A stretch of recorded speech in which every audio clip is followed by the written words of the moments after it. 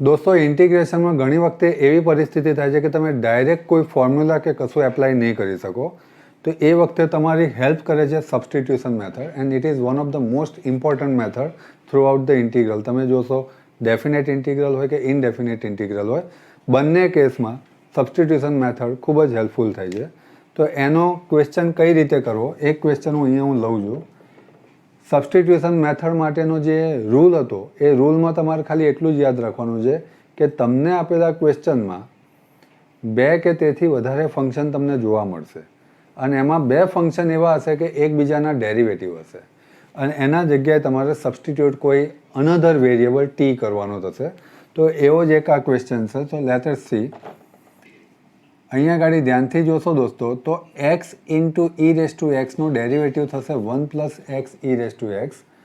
તો એના બરાબર હું ટી સબસ્ટિટ્યુટ કરીશ. X e raise to x equals to T. બંને બાજુ ડેરિવેટિવ કરીએ દોસ્તો, તો અહીંયા મલ્ટિપ્લિકેટિવ રૂલ છે. એક્સ કુદીન બાર ઈ રેસ ટુ એક્સનું e raise to x, e raise to x કુદીન બાર એક્સનું 1, અને ફાઇનલ આપણો એક્સનો વેરિયેબલ થઈ જશે dx, અને આ બાજુ ટીનું થઈ જશે dt. બંનેમાંથી જુઓ દોસ્તો, ઈ રેસ ટુ એક્સ કોમન નીકળે છે.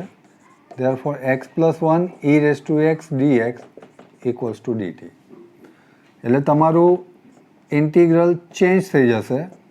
આ 1 plus x e raise to x dx આ આખાની જગ્યાએ હું શું લખી શકીશ દોસ્તો, dt upon cos square x into e raise to x, એની જગ્યાએ હું લખી શકીશ ટી, જે મેં સબસ્ટિટ્યુટ કર્યો છે એ value.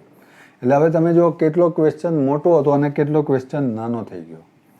So that is nothing but, ધ્યાનથી જોશો તો સેક સ્ક્વેર ટી ડીટી, કારણ કે 1 અપોન કોસ એટલે સેક સ્ક્વેર થાય.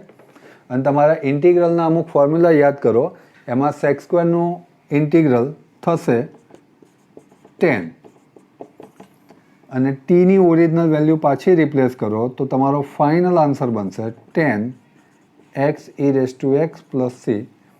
તો આ રીતના સબસ્ટિટ્યુશન મેથડના ક્વેશ્ચન્સ તમને જોવા મળશે.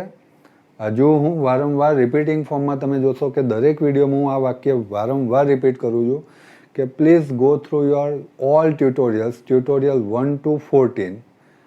This are the most important questions.